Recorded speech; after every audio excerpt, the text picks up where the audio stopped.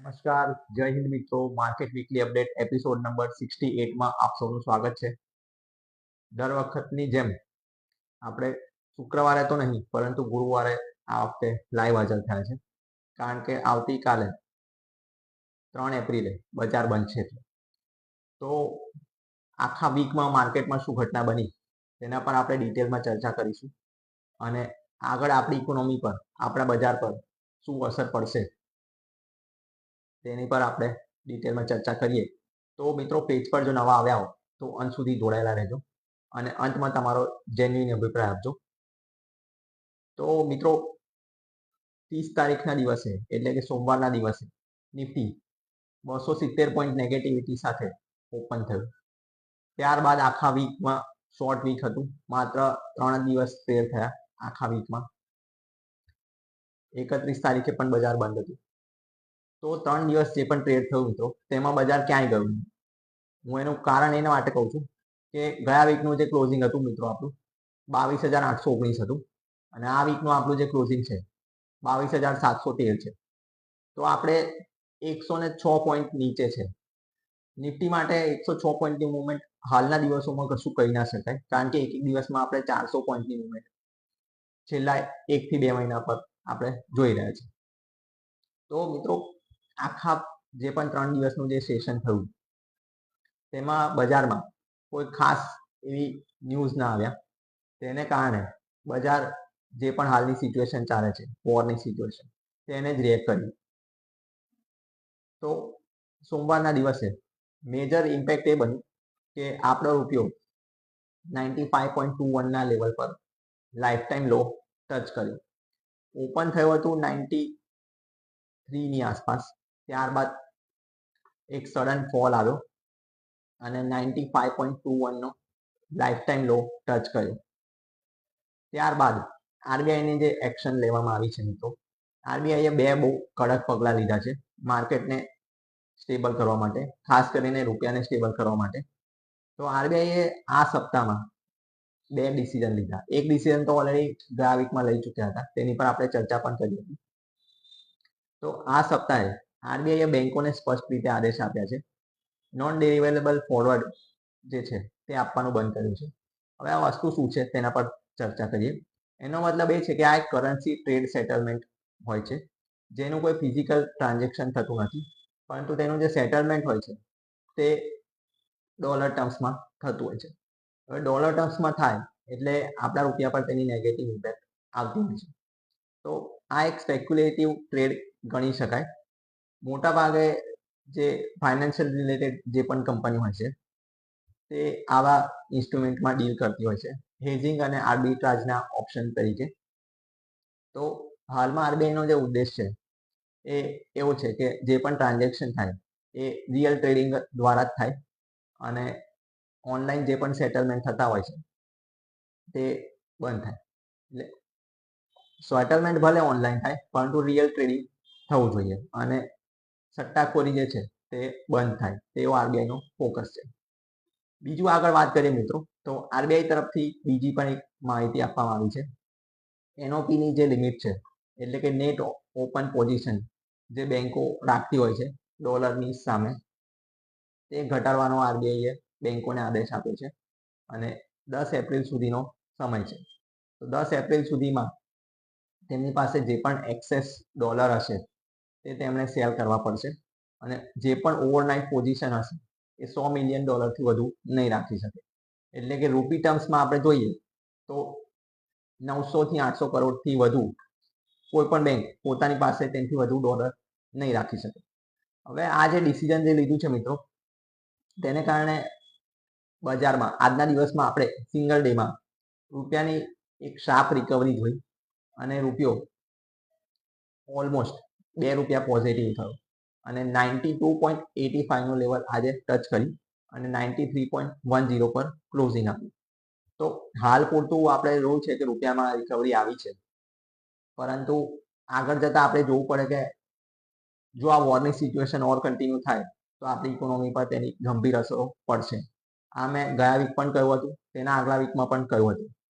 તેનું ઇન્ડિકેશન આપણને દર વખતે એક ઇન્ડેક્સ આપણને આપે જ છે, જેને કહેવાય વિક્સ.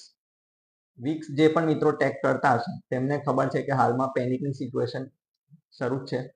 પેનિકની સિચ્યુએશનમાં આજના દિવસમાં થોડો ઘટાડો આવ્યો, ગઈકાલના દિવસમાં થોડો ઘટાડો આવ્યો હતો, પરંતુ તે છતાં આજના દિવસમાં આપણે નિફ્ટીમાં 11 મહિનાનો લો ટચ કર્યો. 11 મહિનાનો લો એટલે 22,182 અને આવતા સપ્તાહે એટલે કે 7 એપ્રિલ 2026 જ્યારે આવશે તેના એક્ઝેક્ટ 1 વર્ષ પહેલા યુએસએના પ્રેસિડેન્ટ દ્વારા ટેરિફનું એનાઉન્સમેન્ટ થયું હતું. તો આપણે એક સપ્તાહના નજીક જઈશું અને આપણે 52 વીક લોથી પણ નજીક છે. રિકવરી આવી છે બજારમાં, પરંતુ પેનિકની સિચ્યુએશન હાલમાં પૂરી થઈ નથી. આજના દિવસમાં આપણે જે રૂપિયામાં રિકવરી આવી છે એ આરબીઆઈના પગલાંના લીધે આવી છે, પરંતુ વિક્સ જે છે એ હાલમાં પણ આપણે જોઈએ તો 25ની ઉપર છે. આ સપ્તાહમાં આપણે જોયું વિક્સ જે છે 28.79 નું લેવલ ટચ કર્યું, 79.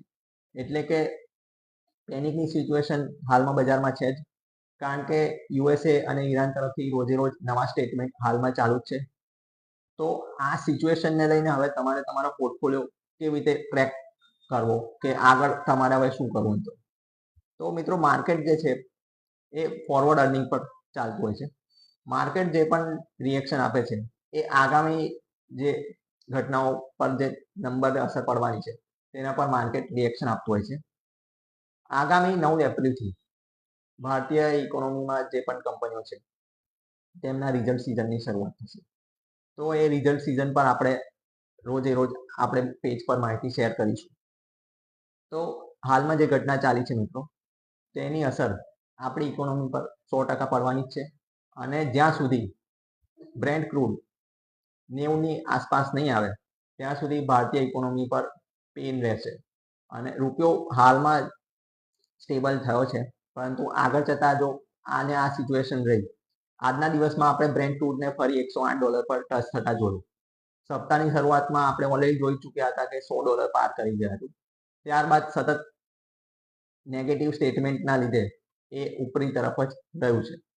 તો બ્રેન્ટ ક્રૂડની એક નેગેટિવ અસર આપણા પર પડે છે.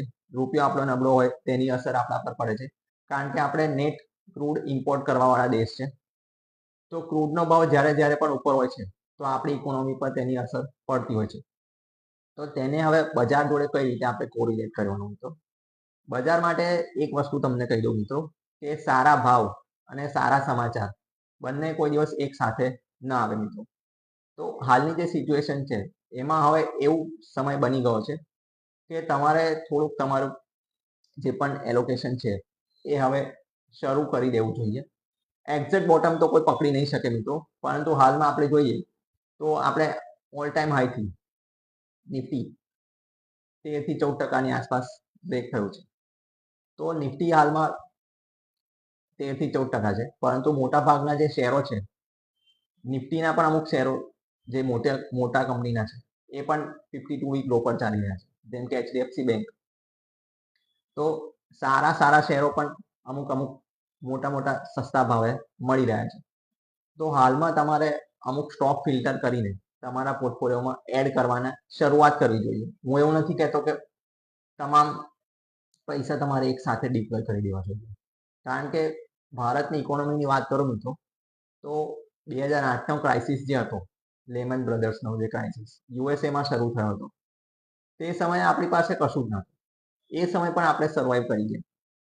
તે સમયે આપણી ઇકોનોમીની કન્ડિશન શું હતી, પાસ્ટના ડેટા તમે ચેક કરી લેજો, અન્યથા આપણે તો આપણા પેજ પર શેર કરીશું જ, અને આપણે ઓલરેડી તેના પર ચર્ચા કરી જ છે. 2008ના ક્રાઇસિસમાં આપણે પાસે કશું નહોતું, તો પણ આપણે એ સિચ્યુએશન સર્વાઈવ કરી અને આપણે થોડાક સમય બાદ જ રિકવર કરી ગયા હતા. તો હાલમાં તો આપણે ચોથા નંબરની ઇકોનોમી છે. એ વસ્તુ અલગ છે કે આપણે ચોથા નંબરની ઇકોનોમીની જેમ આપણે સ્ટેટસ એ રીતનું રાખતા નથી, આપણે સ્ટેન્ડ એ રીતનું લેતા નથી, પરંતુ નંબર વાઇઝ અને એકચ્યુઅલ ડેટા વાઇઝ આપણે જરૂરથી ચોથા નંબરની ઇકોનોમી છે. હાલમાં આપણને જે પ્રોબ્લેમ નડી રહ્યો છે મિત્રો, એ માત્ર સપ્લાય ચેઇનનો પ્રોબ્લેમ છે. જેવું આ રસ્તો ઓપન થશે હોર્મુઝનો, અને જ્યારે બ્રેન્ટ ક્રૂડ નીચે આવશે, ત્યારબાદ જે પણ વૈશ્વિક લેવલની સમસ્યા છે એ પૂરી થશે. આગામી જે પણ ચાલ હશે, આ વોરની સિચ્યુએશન બંધ થયા બાદની વાત કરું છું, આગામી ભારતીય બજારની જે પણ ચાલ હશે એ ભારતની રિઝલ્ટ સિઝન નક્કી કરશે. હાલમાં આપણા જે લાસ્ટ ક્વાર્ટરના જે રિઝલ્ટ આવ્યા હતા તે આપણા not so bad not so good આવ્યા હતા, ઠીકઠાક આવ્યા હતા. પરંતુ આ જે ઇમ્પેક્ટ થયું છે તેને કારણે મોટા ભાગના જે ટુરિઝમ રિલેટેડ જે પણ સેક્ટર છે એમાં જે ઇન્ટરનેશનલ પ્લેયર હશે તેમને નેગેટિવ ઇમ્પેક્ટ જરૂરથી પડશે. ઓઇલ એન્ડ ગેસ અને રિયલ એસ્ટેટ રિલેટેડ જે પણ સેક્ટર છે તેમાં નેગેટિવ અસર આપણને જોવા મળી શકે છે. તેની સાથે સાથે આપણે ડોમેસ્ટિક જે પણ કંપનીઓ છે, કન્ઝમ્પશન રિલેટેડ જે પણ સેક્ટર છે તેમાં આપણે પોઝિટિવ સાઈડ જોઈ શકીએ છીએ. ઇન્ફ્લેશન આપણા દેશમાં વધવાની પૂરેપૂરી સંભાવના છે, તો તેની અસર જરૂરથી આપણા બજાર પર પડશે. આગળ જતા આપણા માટે અમુક વસ્તુના ભાવ વધારા ટૂંક સમયમાં આપણે જોઈ શકીએ છીએ, કારણ કે વોરની સિચ્યુએશન હાલમાં ચાલુ જ છે અને લાંબા સમય સુધી ચાલુ રહેશે એવું સ્ટેટમેન્ટ યુએસએના પ્રેસિડેન્ટ તરફથી આજ સવારે આવ્યું. તો વોરની સિચ્યુએશનમાં હું તમને ઇન્વેસ્ટમેન્ટ કરવા માટેનું કેમ કહી રહ્યો છું? તો મિત્રો, ભારતની ઇકોનોમીની વાત કરીએ તો હાલમાં આપણી પાસે ઇન્ટરનલી કોઈ સમસ્યા છે નહીં. હાલમાં આપણે માત્ર ને માત્ર આપણા અર્નિંગ્સ જ્યારે પણ ઇમ્પ્રુવ થશે ત્યારે આપણું બજાર પોઝિટિવ રિટર્ન આપવાનું શરૂ કરશે. અર્નિંગ્સ પર જ બજાર ચાલતું હોય છે. તો આ જે સિચ્યુએશન હાલમાં ચાલે છે જેવી સેટલ થશે તેવું વૈશ્વિક બજાર તરફથી આપણે આપણા મુદ્દા પર ડાયવર્ટ થઈશું. આગામી સમયમાં ભારતમાં 5 રાજ્યોની ચૂંટણી પણ છે. તેની પણ અસર આપણા બજાર પર જરૂરથી પડશે. ડાયરેક્ટ નહીં તો ઇનડાયરેક્ટ રીતે કોઈ પણ રીતે બજાર તેની પર રિએક્શન આપશે. તો આગામી રણનીતિ પર હાલની દ્રષ્ટિએ મારું વ્યૂ એવું છે કે તમારે થોડોક હવે બાઇંગ શરૂ કરી દેવું જોઈએ. સ્ટોક ફિલ્ટર તમારે કરવા પડશે મિત્રો. તેના માટે તમારે તમારા ફાઇનાન્શિયલ એડવાઇઝરનો એપ્રોચ અવશ્ય કરવો જોઈએ. હવે તમે કહેશો કે બજાર ઉપરથી 15% પડી તેમાં ફાઇનાન્શિયલ એડવાઇઝરે કંઈક રોકી ના શકે તો આગળ તમારી શું હેલ્પ કરશે? તો મિત્રો, બજારનો રિટર્ન જે છે એ બજાર આપશે, પરંતુ ફાઇનાન્શિયલ એડવાઇઝરનું કામ એ છે કે એ તમને ખોટી તમારી જે ભૂલો થાય છે એ કરતા તમને રોકે. તમારી પાસે જે પણ માહિતી હશે તેના કરતાં તેની પાસે થોડી ઓર માહિતી હશે, કારણ કે તેનું કામ એ હોય છે. તો ફાઇનાન્શિયલ એડવાઇઝરની સલાહ વિના તમારે કોઈ કામ શેર બજારમાં તો કરવું જ ના જોઈએ. કારણ કે એક તમને પ્રાઇમ એક્ઝામ્પલ આપું, તમે કોઈ પણ ડૉક્ટર પાસે જતા હો તો એ તમને પૂરેપૂરું તમારું એનાલિસિસ કરીને તમને કોઈ પણ દવા કે કોઈ પણ ટેસ્ટ લખતા હોય છે. તો ફાઇનાન્શિયલ એડવાઇઝરનું કામ પણ એ જ હોય છે કે તમારું એનાલિસિસ કર્યા બાદ તમને કોઈ પણ શેર કે કોઈ પણ મ્યુચ્યુઅલ ફંડ વિશેની ગાઈડન્સ મળતું હોય છે. તો મ્યુચ્યુઅલ ફંડની વાત નીકળી છે મિત્રો, તો તેના પર હવે આગળ થોડીક ચર્ચા કરીએ. જે પણ લોકોના મ્યુચ્યુઅલ ફંડ હાલમાં ચાલી રહ્યા છે, એસઆઈપી હોય કે લમસમ, તે લોકો માટે આ પીરિયડ જે છે મિત્રો once in a life time opportunity વાળો પીરિયડ છે. હું આ વાત કેમ કરી રહ્યો છું? એક્ઝેક્ટ 6 વર્ષ પહેલા ભારત દેશમાં લોકડાઉનની શરૂઆત થઈ હતી. લોકડાઉન તો 23 માર્ચે શરૂ થયું હતું. ત્યારબાદ એકચ્યુઅલ માર્ચ મહિનામાં તો આપણા દેશમાં કોરોનાના આંકડા હતા જ નહીં. નંબર્સ કોરોનાના જે હતા એ એપ્રિલ મેમાં વધતા ગયા, પરંતુ ત્યાર સુધીમાં બજાર રિકવરીના મોડમાં આવી ગયું હતું. તો તમે એક્ઝેક્ટ હવે વેઇટ ના કરવો જોઈએ કે વોર ક્યારે રોકાશે, વોરની સિચ્યુએશન બંધ થાય પછી હું ઇન્વેસ્ટમેન્ટ સ્ટાર્ટ કરું.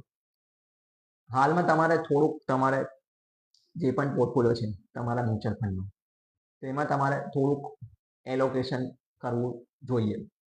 કોણે કેટલું એલોકેશન કયા ફંડમાં કરવું જોઈએ તેના માટે તમે અમારો અંગતમાં સંપર્ક કરી શકો છો.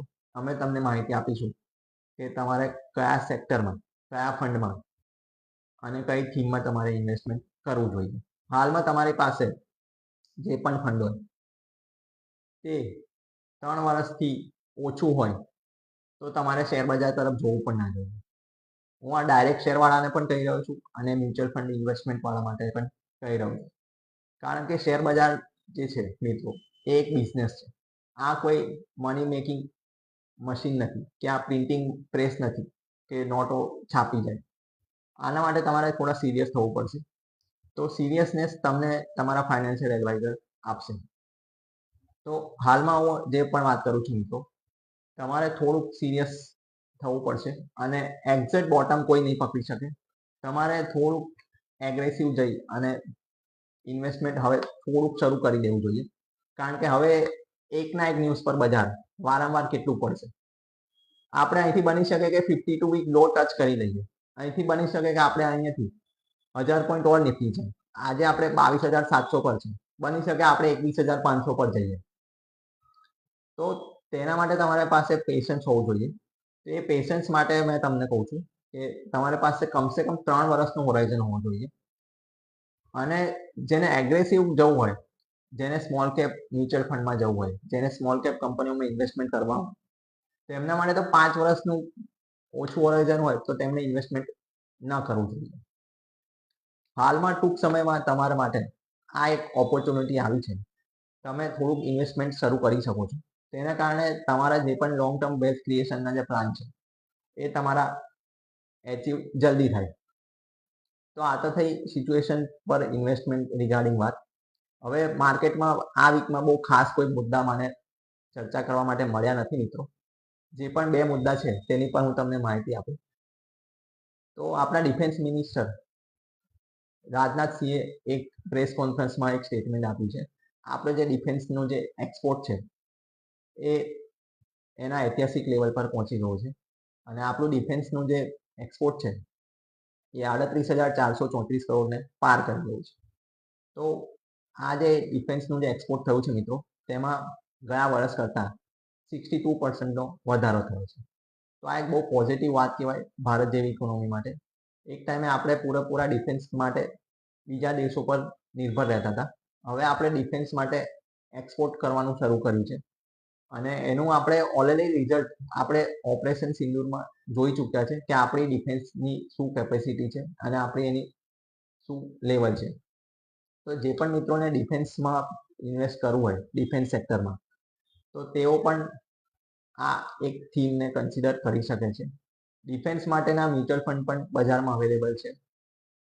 તમારે કયા મ્યુચ્યુઅલ ફંડમાં ઇન્વેસ્ટ કરવું હોય તેના માટે તમે અહીંયા મને કોમેન્ટમાં જણાવો ડિફેન્સ, તો હું તમને માહિતી આપીશ કે તમારા પ્રોફાઇલ મુજબ તમારે કયા ડિફેન્સ મ્યુચ્યુઅલ ફંડમાં ઇન્વેસ્ટ કરી શકાય. બાકી સ્ટોક પણ ડિફેન્સ સેક્ટરમાં ઘણા ઓછા છે, તો તેમાં સિલેક્ટિવ એપ્રોચ રાખીને તમે જે પણ કોમેન્ટ કરશો તે મુજબ હું તમને અહીંયાથી માહિતી શેર કરીશ. તો આ તો થઈ ડિફેન્સ સેક્ટરની વાત. હવે એક થોડાક બીજા નેગેટિવ ન્યૂઝ પર વાત કરીએ મિત્રો. આ સતત ત્રીજું સપ્તાહ છે જ્યારે હું પ્રાઇવેટ સેક્ટરની બેંકો માટે નેગેટિવ ન્યૂઝ લઈને આવ્યો છું. તો નેગેટિવ ન્યૂઝ આ વખતે આઈસીઆઈસીઆઈ બેંક તરફથી છે મિત્રો. આઈસીઆઈસીઆઈ બેંકમાં લોન અગેન્સ્ટ ગોલ્ડનો એક ફ્રોડનો કેસ નોંધાયો છે. તો આ ફ્રોડનો કેસ એ રીતનો છે મિત્રો, થોડાક સમય પહેલા 23 કરોડના લોન અગેન્સ્ટ ગોલ્ડનો એક કેસ હતો. તેમાં ઓલરેડી ડિસબર્સમેન્ટ થઈ ચૂક્યું છે રકમનું, પરંતુ જે રકમ ડિસબર્સ થઈ છે તેની સામે જે ગોલ્ડ મૂકવામાં આવ્યું છે તે નકલી છે. હવે ઓલરેડી આ કેસ પર ઇન્ક્વાયરી ચાલુ છે. આગળ જે પણ અપડેટ આવશે આપણે આપણા પેજ પર જરૂરથી શેર કરીશું. પરંતુ બેક ટુ બેક આપણે જોઈ રહ્યા છે કે સતત 3 સપ્તાહથી પહેલા તો આઈડીએફસી ફર્સ્ટ બેંકનું આવ્યું, ત્યારબાદ એચડીએફસી બેંકનું પણ આવ્યું, કોટક બેંકનું પણ આવ્યું, અને આ એક ચોથું બેંક કોટક બેંક, માફ કરજો આઈસીઆઈસીઆઈ બેંક. તો સતત 4 બેંકો પ્રાઇવેટ સેક્ટરની એક નેગેટિવ ઝોનમાં આવી છે, એક ખરાબ નજરોને, ખરાબ સેન્ટિમેન્ટના લીધે, ખરાબ ન્યૂઝના લીધે. તો આગળ જતાં આપણી આ સેક્ટર પર નજર રહેશે, ખાસ કરીને પ્રાઇવેટ બેંક સેક્ટર. તો કંઈક પણ અપડેટ આવશે તો આપણે આપણા પેજ પર જરૂરથી શેર કરીશું. હવે આગામી ચર્ચા આપણી જે થશે મિત્રો એ આગામી શુક્રવારે થશે. હાલ પૂરતું હું કોઈ લેવલ્સ અહીંયા આપી નહીં શકું, કારણ કે બજારમાં રોજે રોજ આપણે જોઈએ છે કે નિફ્ટીમાં 2 થી 1.5% મૂવમેન્ટ કોઈ વગર કારણે આવતું હોય છે. તો હાલમાં મારી પાસે કોઈ એવા લેવલ પર્ટિક્યુલર છે નહીં, કારણ કે બજાર 2 જ રીતે અત્યારે ચાલી રહ્યું છે. એક યુએસએના પ્રેસિડેન્ટ શું કહે છે અને તેની સામે ઈરાનનો રિસ્પોન્સ શું આવે છે, તેના પર જ બજારનું હાલમાં રિએક્શન આવી રહ્યું છે. તો હાલમાં આપણે આ સેશનનું સમાપન કરીએ. તમારા કોઈ પણ સવાલ હોય, કોઈ પણ સુઝાવ હોય તો તે તમે અહીંયા અમને લખીને જણાવો. આગળ હવે આપણે મળીશું આવતા સપ્તાહે. ત્યાં સુધી જય હિન્દ, વંદે માતરમ.